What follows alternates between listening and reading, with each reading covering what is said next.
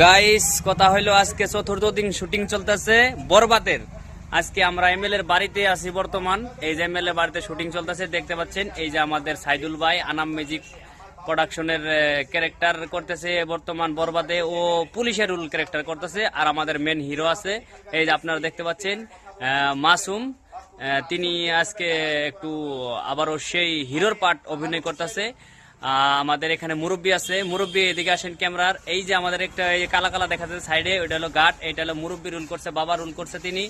আর আজকে আমাদের এমএলএ যিনি আছে, এমএলএ হয়েছে আমাদের এই যে খলিফা। এই যে দেখতে পাচ্ছেন, এই যে খলিফা এদিকে দেখেন। এই যে আমাদের ওখানে ওই যে ক্যামেরা করতেছে আমাদের রমজান ভাই।